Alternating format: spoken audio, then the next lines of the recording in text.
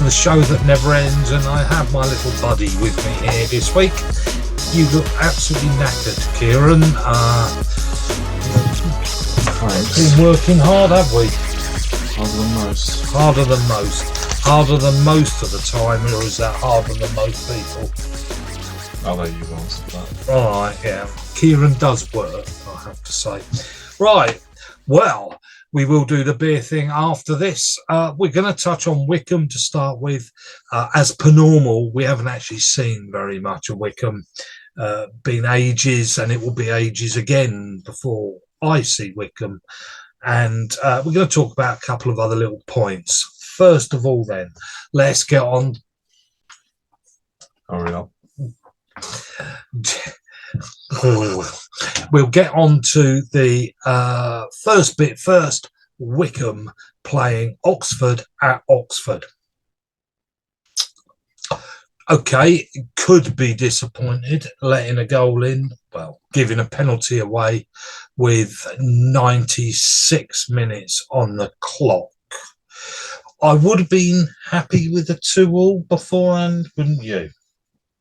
You would be, but then you are 2-1 up in the 90th minute and give a silly penalty away. A silly penalty. Well, we didn't watch the game, so all we've really seen are those penalties. So, because that took up most of the game. What did you think to the penalties? All of them, in fact. Does it ring a bell? I think the one that's probably the most contentious, really, is probably Hanlon's one, because he just essentially kicks the ball away. Does get caught by the keeper, but it's one of them where it's like, if the keeper doesn't touch him, then he's not going to do anything with the ball anyway. So it's a bit of a... It could be one of those that people consider soft, but it probably is still. Do you reckon? Because, see, I thought both of Wycombe's penalties were very soft. I'm really pleased we got them. Cheers, ref. But the first one, the Oxford player fell and the ball was there. Yeah, he didn't push the ball away or anything. He literally went down and the ball was there underneath him. If your arm is, like, you could say someone falls over and, like, how long does their arm have to be there for it to make a difference? Like I know that he's fallen over and his arm is there to help him balance and all that sort of thing. But if he holds his arm there for a seconds and he controls the ball with his arm, he didn't control the ball. No, but he prevents it from going elsewhere, potentially towards a Wycombe player. I thought that was hard, but yeah, I get that. Yeah, okay.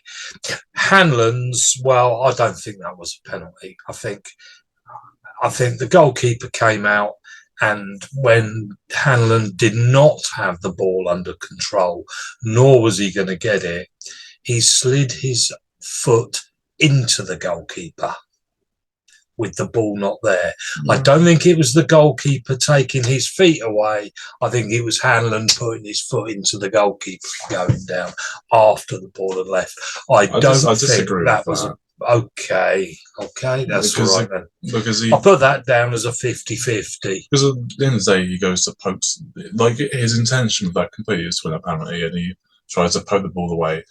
If he pokes it slightly less than he does, it's the fact that it goes way off the pitch that makes it look a little bit weird. Okay. But he does get there first. If the keeper catches him, then the argument is something could happen afterwards, and Hanlon could have taken a lighter touch, and you don't know if that's ever going to happen. Okay, well, there you go, Oxford fans. I was trying to help you, but Kieran's been really, really nasty and said they were both penalties, and you, horrible team. As if any Oxford fans are watching. Exactly, none. Okay, so their penalty was a penalty. Yeah, there wasn't any doubt about that. They could have had one before that as well. Yeah, when I knew they'd had a penalty, I presumed it was that, and I actually slowed it all down to have a really good look, and then it carried on. I thought, oh, wasn't that the penalty then? So, funny that. Yeah, I must admit, I also thought we were sort of lucky. We had a player missing due to 5 yellow cards. Yeah, Did we? Mr. Middleman, captain. That helps. What's his name? The captain. Oh, isn't it Wycombe show? What, Scowen? Scowen, yeah. Is he captain, is he? Yeah. That's good that we know that. Yeah. And so Scowen had got his 5th yellow card on Saturday, previous Tuesday. And so that was the end of that, really. So he missed this one. And in some ways, you could probably say it was good he missed this one. Otherwise, he was in for a red, whatever he'd done, because I think the refs seem to give these fairly quickly. Most refs don't like giving penalties. This one seemed more than happy. Well, they arguably were. They arguably were. Yeah, but that doesn't usually make a difference. No. Yeah. So that's the Wycombe game. Anything else to discuss about Wycombe? Only, again, their goal came through the middle. And we have a problem. The teams always seem to build up on the sides and nothing occurs. But when they just come through the middle centre-back, boom, straight in, goal. Rather than why the teams try to build up on our left or right, I do not know. They might as well just run damn right through the middle, because it holds off by about 10 yards and then stands to the side and say, there's the goal, have a go. I don't think that happened, did it? The first goal came down their right-hand side, and then he was left alone in the box. But it was in the middle. The goal is in the middle. And then the other one was a penalty. But maybe we just... Why does he not try doing anything other than throw it at the back? Does he think it works then? Because realistically, with what our goals are this season and where our team is, we're doing quite well. In looking at points and all that sort of thing. Maybe if you watch the games, it's a completely different story and all that sort of thing. However, we have been in and around the top 6, and so I think Bloomfield would take that as a big positive. And to be honest, considering that we brought in about 500 new players in the summer, it's probably not that bad. But then you have to ask the question, if it was a different manager, would it be different? Don't know, because I don't think our strikers are good enough.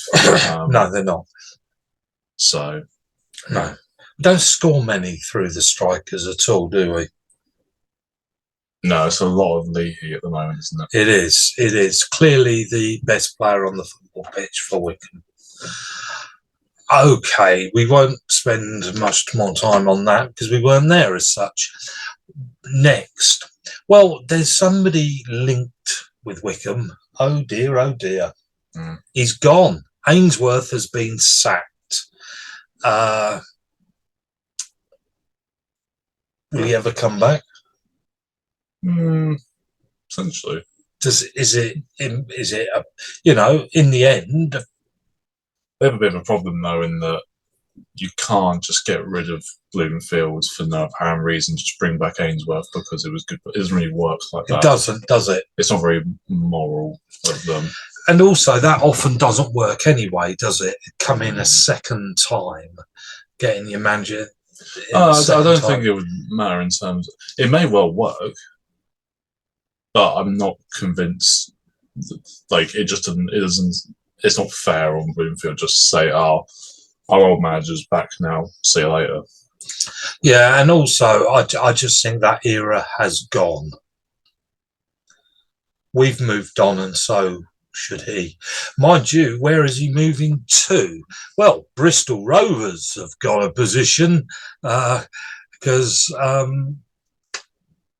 Do you mean Bristol City? No, Bristol Rovers. Bristol City sat their manager as well. Oh, they both Bristols are free, are they? Well, if Bristol Rovers have... No joke there, by the way. Sorry? If Bristol Rovers have, then yes. Well, you know who? Joe. Oh, right, yeah. Oh, Joey. Yeah. He's a goner at Bristol Rovers. And in fact, the fans put a petition together to try and get him back. There you go. Everyone we quite liked. So he's liked by the fans. I wonder who else he upset, though. I wonder if it's the owners by any little chance. Because he does... Well, he hits people. Let's be frank about this. Am I allowed to say that on here? He's been done for assault, hasn't he? I don't think the police could be coming around, mate. Don't worry. No, I don't. Do the police watch this to find out little things that we get up to? Okay. Yeah, so I think he's a goner, because I'll take a wild guess and say he has upset somebody down the line. And is that an Ainsworth job, Bristol City or Bristol Rovers? Do you think they'd be quick enough? Do you think they'll lap him up, or do you think League One is? But then, if he's not for them two, then who is he for? Like, have you got? Like, is there a specific team in mind you're thinking? Oh, that Ainsworth could go there. Other than saying he could go to one of his old clubs, that's a bit obvious. Well, I think he's just made that mistake, hasn't he? Essentially, that's because QPR. QPR is still a bit crap, regardless of if Ainsworth is there or not. Oh, I think they've had it anyway. Their team's a bit meh, but and I think it's interesting that they sacked him after the Leicester game. Yeah, when they're have you seen who they're playing next? No. Rotherham, which is a team above them in the bottom three, which gives whoever comes in next the potential to win their first game. And then the next 2 or 3 games are all teams sort of just above. Well, they're looking for a new manager bounce, aren't they? Yeah, and so they've given them some games they can win, rather than getting them in before the Leicester game, which was pretty unlikely that they'd Apparently they played quite well. Yeah, and then the idiot who scored got 2 yellow cards very, very quickly and got sent off. And you could tell Ainsworth wasn't over the moon about that, because he never at Wycombe put the players down, did he? He used the word naive for the last 2 games. Well, he has always kind of commented on the players here, hasn't he? He never did that at Wycombe. So. No. I think he's been pretty disappointed, really. I think he jumped at that job too early. I think he'd been at Wycombe long enough. I just mean the QPR job was too early. I think QPR weren't in the right place for him to go to. Essentially not, but you've got to, I suppose, challenge yourself and put yourself in that situation, because if you're not going to do it, then who is going to do it? You can't just go there when the ship is sailing fine, kind of thing. Right. Oh, that's not to say it's not his fault whatsoever, but you got to put yourself in those situations, I reckon. But he did fail. So he did fail. He failed. Ainsworth failed. So, you don't really like him, do you? Know? Ainsworth, I do. I feel really sorry for him, actually. He took a job that would be sensible for him in the sense of where it was, so his kids could carry on at the same school and all this stuff. And I just think it was a bad choice on his part. I do. I just don't think it was the right team to go to. I think he needed a team that stood a chance in League One, like Derby, or a team like that, a team that could go up. I think even Sunderland, when he was offered, was worth a shot. One that had the potential to go up, and you take them there, rather than going into the Championship where your only experience was to come straight back down. That's fair. That's what I thought, and I do feel sorry for him. I do. Yeah, I do. I like the bloke. Shame. Okay, moving on then. A few little stories first. Well, apart from the Ainsworth thing. Did you? I don't know. Oh, look at that. Press the wrong button then. Yeah, here's the first one. Jordan Henderson. And all those that went out to sunny land, Saudi Arabia, to build their sandcastles. He played in a league. Not sure I'd include that. What? To build their that makes no sense. To build their sandcastles. It's not even a country on the coast.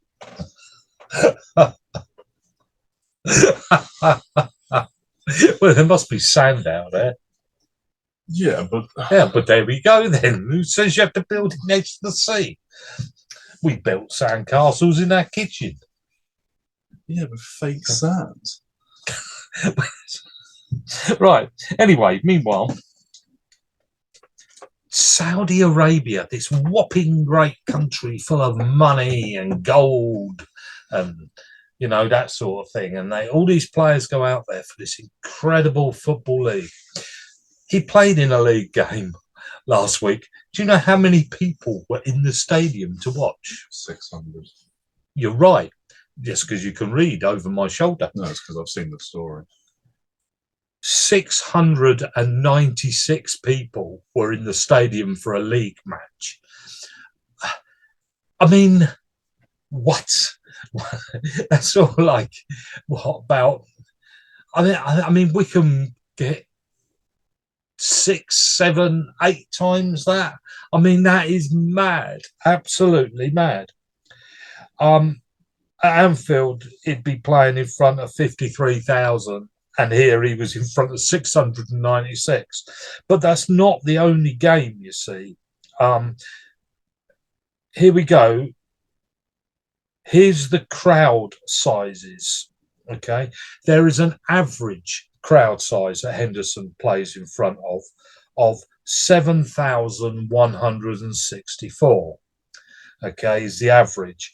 He's had up to 13,000, and he's had 976. He's had a 4,000, a 2,200. So this idea of this massive, great, big, great football league, this isn't true, is it? Well, people go to watch the Ronaldo games, essentially, and they don't really care about anyone else. So they've actually just dumped money in without a crowd. So people aren't interested in football. The problem is that you'll find that they'll start to give people incentives or money to get the crowd sizes bigger. But we know at Wycombe that don't work, don't we? Because in the end, you can put as many fireworks on as you like and free tickets, and but in the end they go once and then they don't go back. Yeah, but something tells me there's a few more people and a few more bits of money that could be thrown about there. How about being paid to go in? Well, this is what they did in Qatar, was pay people to be fans of various countries, not to go into the stadium, but to create an atmosphere around the place. Right. There was somebody at our church today, German guy. Sorry, I can't remember your name. Really rude of me, but as you'll know by watching this, I don't remember any players' names either. So, just pretend you're a football star or something. In Germany, is there just one Dusseldorf football team in League Two? I have no idea. There's a Dusseldorf in League Two, I think, and they've just come up with this new system. And within 5 years, they intend for all home football matches to be free. And the way it works is this. So far this season, they've put on 3 free games. And normally they'll get sort of 2,000 or something. For those free games, they filled the stadium. And they've had sort of with 25, 30,000 people, and they've had 120,000 apply for the tickets. Okay, so they're turning people away by thousands. But what happens on those 3 days is all the advertising goes massive. So all the boards that are going round, all the freebies that are outside, and they've got this advertising. You buy your car, they got a nice car there for people to have a look at, to go and buy Aldi, that sort of thing. And that just goes through the window, and that pays far more than the tickets. And as they get more and more on TV and that sort of thing, so the advertising will get more and more expensive. And if the ground is full, it means the advertising you put inside the stadium will be seen by more people. So the price can go even higher. So it works on the theory, the more popular your football club, the more money you make from advertising, the less you need to sell the tickets, the more you can give away. And they reckon they have worked it out that within 5 years, they can give all the home games tickets away free. But then there will come a point where they say we might as well sell them to make more money. Because who knows? I mean, it's not like Bayern Munich don't sell out their games every week and also have all that advertising as well. Do you know what I mean? And what I'm getting to is Wycombe Wanderers, I may be handing my season ticket back to you at the end of this season. It will be a sad, sad day, but the quantity of international games and that you then stick all those Saturday games on a Tuesday, I can't make Tuesday nights. And I've worked it out that, in fact, at the moment, we're even regarding how many games I go to with my season ticket and the cost of buying the tickets individually. And when I go to listen to the Mr. Manager on the website or the owner, I can't even get that without paying more. So I've worked it out that at the end of this season, I think I'm handing my season ticket back and I will buy the individual games, because £28.50 a month, I don't see enough games. It's my next one, because I work on Tuesday, and then you got the FA Cup, and we have to pay for FA Cup tickets, even the home ones anyway, and the League Cup we have to pay extra for. So the next home match, he says, looking up on the board, would be November the 11th. So we had Carlisle on September the 30th. Cheltenham was cancelled. Bolton on Tuesday, October the 24th, I could make because it was half term. And then the next game I see is November the 11th. And that cost me, that's cost me because the next home match is at the end of November. That's cost me somewhere in the region 45, 50 quid to go and see those two games. And it's cheaper to buy a single ticket. So, and August is packed with games and people are away for 2 weeks. So I always miss them. I miss your international games. You then stick on a Tuesday. And of course, can't really blame Wycombe for this. Can't all blame Wycombe. But I'm afraid those international games you should play. I'm sorry. How many players did we lose? It's also not Wycombe's choice for that either. No, but it is the cost of my season ticket is Wycombe's choice. Yeah, but they can't make it cheaper under the assumption that you're not going to be able to go. Do you know what I mean? This is why individual tickets are available. Yeah, and that's why I'll be doing it, because I just missed too many games. And they're sticking them all on over Christmas as well. Do you know that the Football League are going to be playing on Christmas Eve? Yeah, they're pretty Premier League. Yeah. Not clever, that. I think that's awful. All down the money, isn't it? Which is why I'm handing my season ticket back. Next thing, and we don't worry, there won't be many because poor Kieran's got work. This one is fascinating. I thought, there's hundreds of stories. Come on, keep going. Chasing glory, inviting disaster.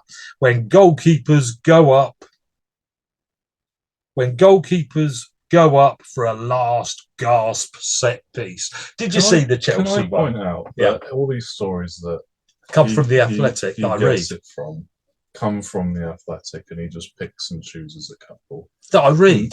But where do you get all your information from? Twitter. Exactly. So, but you make it sound like you're a journalist and that you've looked up all these things. I think they'd work out that I'm not. Well, I hope so. But I just find it funny that you've come in with some headline that you've just said, and you have just read out the headline that the Athletic have written. It's not me that writes it. I wonder if the Athletic, if they saw this, would be like, he's just giving away all the things we write. No. Buy it, people. I'd buy that 50 quid a year. All the information you could possibly... You can't keep up with the news stories. Yeah. So, 95th minute. Would you send your goalkeeper up? This was the Chelsea Brentford game where they were 1-0 down. They had a corner, Chelsea. So the goalkeeper goes running up. Now, the point about this is how many shots or headers toward goal does a goalkeeper actually create and manage? We remember all the classics of goalkeepers scoring, but how many do you think there are? I don't think that's the stat you need to look up. I think the stat needs to be what are the number of shots by any players as a result of a goalkeeper going up compared to when they don't go up. Because surely them causing some sort of other bit of chaos in the box could contribute to someone else having a shot. Not necessarily the goalkeeper having a shot, because that is very, very, very rare. You probably get one a season. No, actually it's more than that, it's two. Or two goalkeepers a season manage to get the ball somewhere toward their goal. Two goalkeepers have a shot a season. Yeah. And so less than one a season go in. Oh, yeah, less than one, yeah. But I think the stat you need to look up is what percentage of shots are taken by anyone on the team when the goalkeeper goes up, I would say. Yeah, okay. But I would say, doesn't it disrupt? You've been practicing these corners week in, week out for years. And you've got your player standing here, your player standing there, your runner, you've got this here, this there. And then Mr. Goalkeeper comes standing, bounding up. And you think, get out of my bloody way, that's where I'm supposed to be. Do you think he probably disrupts your chance of scoring more than he does theirs of saving? Well, do they have a stat for that? No, I'm just asking the question before we sort of almost finish. I doubt it, because you'd like to think that the goalkeeper wouldn't be so silly as to do that. You see, more often than not, it depends on the delivery that you get in from your corner taker. Because what I was wondering was, when you look at the still of the corner, Chelsea had, because the goalkeeper wasn't in goal, had to bring back 3 players to defend because your goalkeeper wasn't standing there. They'd probably do that anyway, I reckon. They didn't on their other corners. How do you know? Because I looked. I watched them. I went back. I looked at some of that stuff. It was a complete... I wonder whether they'd actually set up for the goalkeeper. Do you think they... I'm asking. I'm not... But then a goalkeeper's taller than the players they probably put on the outside. Right. So has more chance of actually scoring a header from a corner than a smaller player does. And the other question would be, if they've sat 3 players on the edge of the box, they've got about 15 yards on the guy that gets the ball, how come he ran past them? Reactions, agility. Baffles.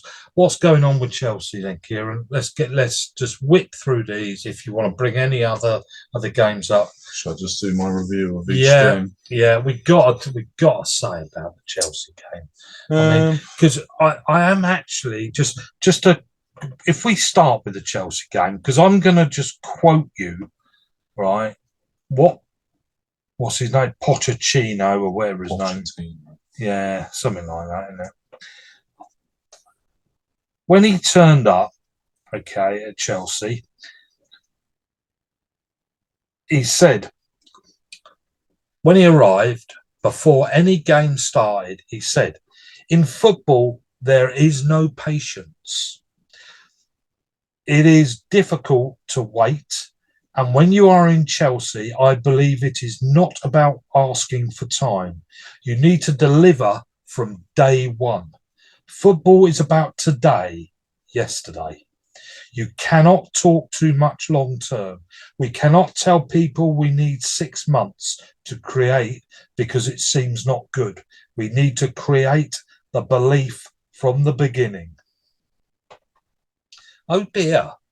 Oh dear, oh dear. That's a bit of a bummer then. Well, that's what Chelsea normally are after, isn't it? Instant success. They haven't really got that. What is going on? I mean, to be fair, Brentford is a solid team in themselves, and them winning 2-0 away at Stamford Bridge when they haven't won at Stamford Bridge. They've, I think, picked up one win this entire year at home. And they missed, yeah. I think that was against Luton. And apparently Thomas Frank, the Brentford manager, has won more games at Chelsea than Chelsea have all year, which is quite funny. It's very good. But what's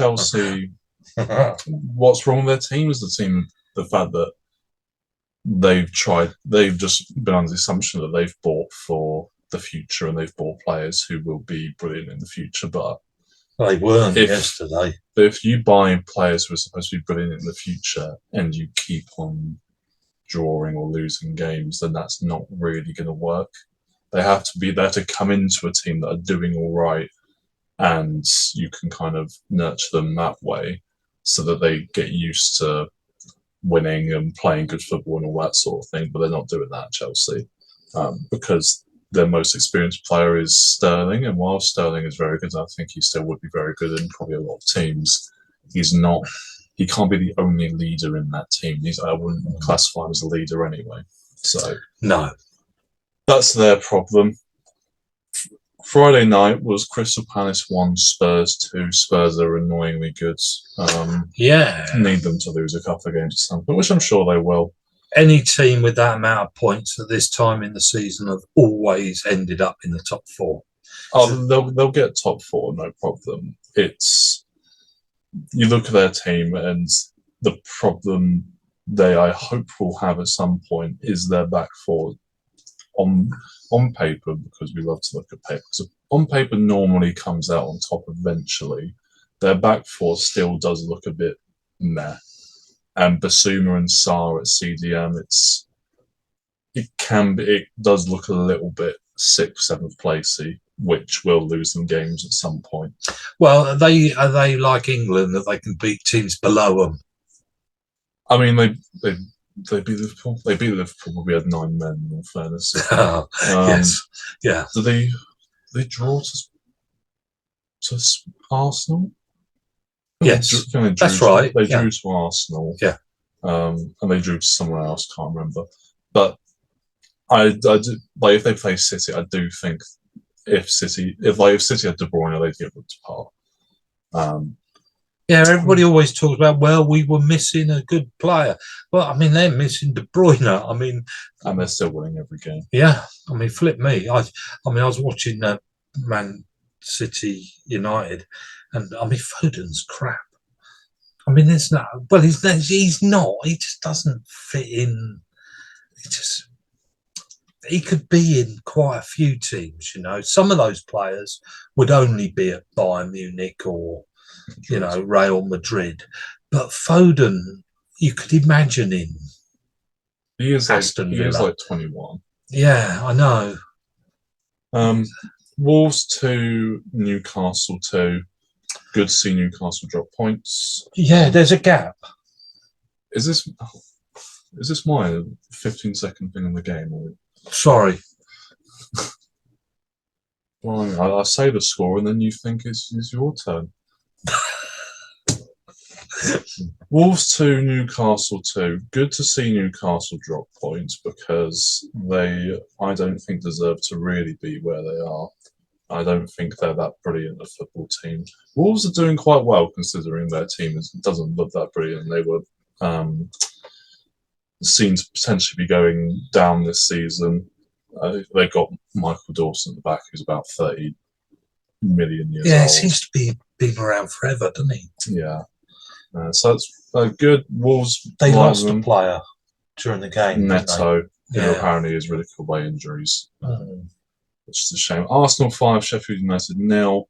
Nketiah's hat trick was very decent.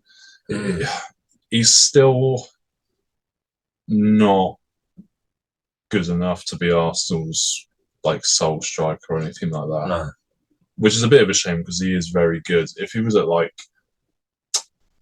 maybe a Spurs, if we're talking about a 6th place Spurs or an Everton, the better version of Everton or Aston Villa, I think he'd be very, very good. I still think he's very good at Arsenal, but he's just not. He'd get pocketed by Van Dijk and all them.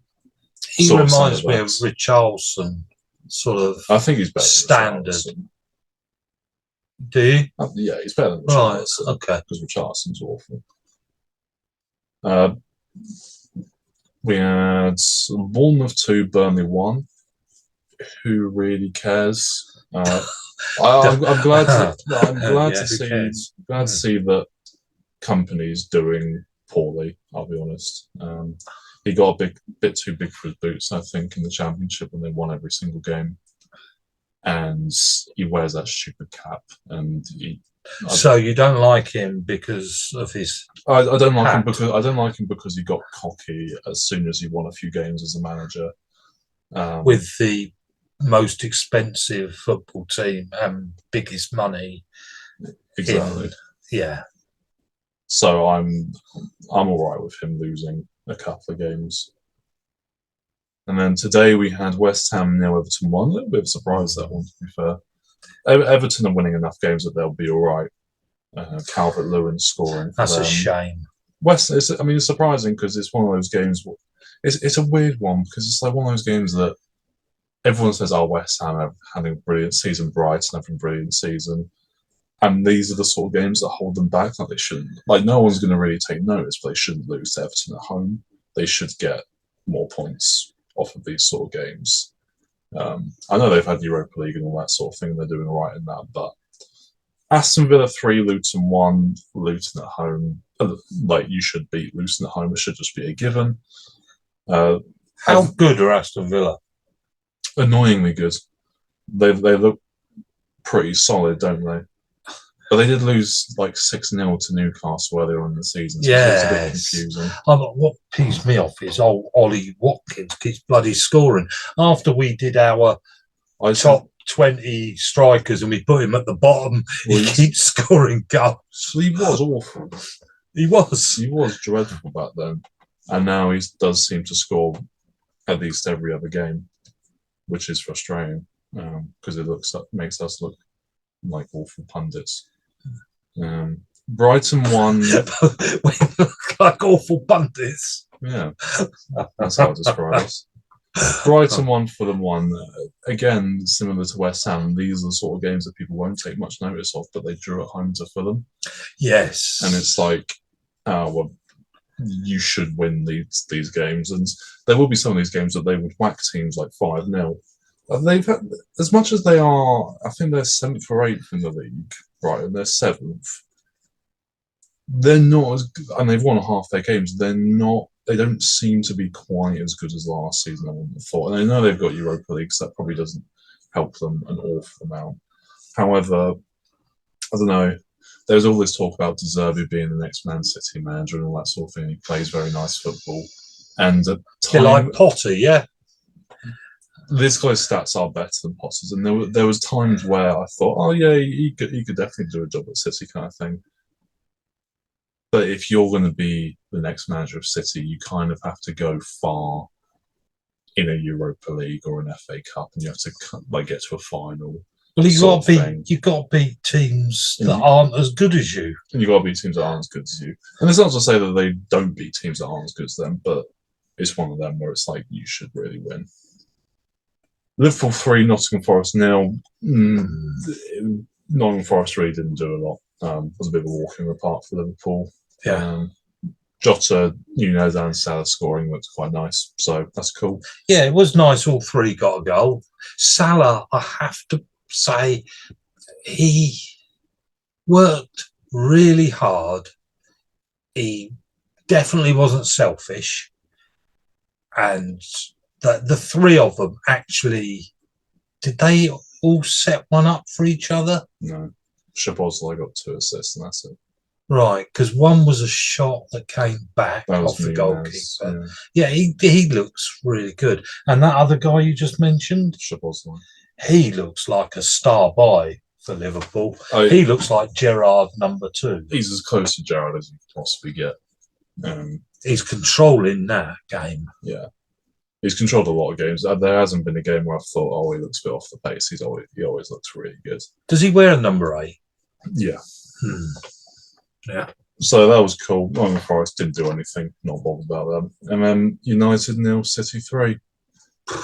I mean, in all fairness to United, they wouldn't ideally have Evans and Maguire at the back. Maguire has looked better this season. And they are up against City, so it is. But you shouldn't really say that about United, in the sense that, they're up against City, so therefore they're allowed to lose. They should be competing in these games, and they really didn't. I imagine you watched it. Rashford's is the terrible footballer that we all know and love. Yeah, he was awful. Let's be honest about this. He was awful. And what was interesting was when they talked to Manchester United fans before the game, they were predicting we'll do well by only losing 2-0. I mean, what is that? I mean, seriously, this is Manchester United, guys. They should be at the top. They shouldn't be chasing the top 4. They should be looking on their shoulder to see who's behind them, not who's in front. But they haven't got a football team, have they? They've spent all that money. Do you know they're £1 billion in debt, Manchester United? £1 billion in debt they are, with the way they've spent money. And they've put together a team. And comments on my phone during the match was, we miss Fred. I mean, how about that one? That got something like about 15 ticks straight instant. We miss Fred. I tell you, that manager. Sure, that wasn't sarcastic. No, they really meant it. And they thought they'd got a great manager. Well, try again. Oh well. Is that it? That was the last. We're done. So I think we'll finish that. Have you got anything else you want to say about football? No, you're not. Don't think anything else has happened, really. No. Good luck, Wycombe. I play on Tuesday. Then it's FA Cup away somewhere. Bradford on Saturday, so I won't be there, and I work on Tuesdays. So my next game will be. Are you coming to the next one? Who knows, mate? For goodness' sake, you haven't been to any Stevenage. I mean, you can't miss that. That's so exciting. I think I'm in London. Right. Okay. I'm going to stop this here, and then we shall have a drink. And so we'll discuss alcohol. Kieran, you can say goodbye. Goodbye. And I'll say, let's have a drink, everybody. Okay, here we go then. Drinks time. Now, what I advertised last time was a Buxton Brewery Axe Edge India Pale Ale. Now, I bought this one from Morrisons, okay? This is a Morrisons. So, what I want you to do, everybody, is take a look. Our flagship India Pale Ale, and this is a 6.8. All right, a 6.8.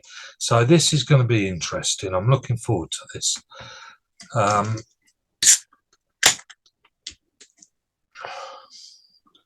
right.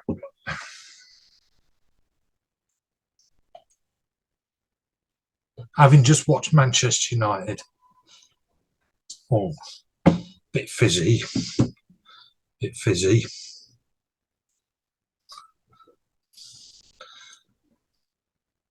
All right, what can this tell me about the Buxton Brewery Axe Edge?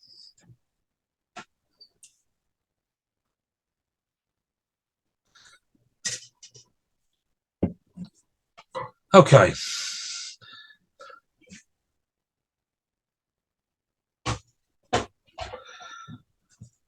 Okay, you can buy this online as well from them.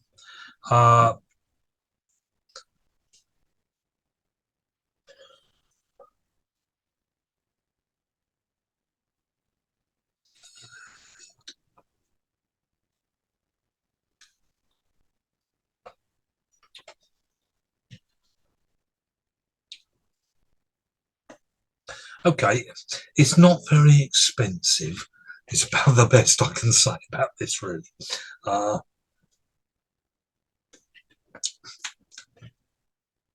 Very cloudy. It's supposed to be, just mentioned. I'm not going to put that down because it's that. It doesn't tell me a lot on the can about it.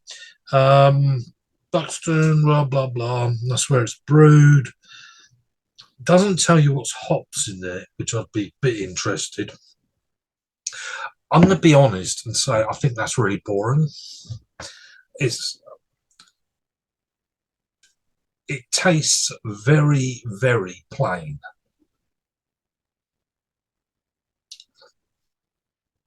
Uninteresting. There's very little flavour in that at all, to be honest. It smells better than it tastes. There's more flavour when you smell it than there is when you drink it. There's nothing that hits you when you drink it. The hops, no, if you've got a can in front of you, and if you're trying this now, that's no, Buxton Brewery Axe Edge.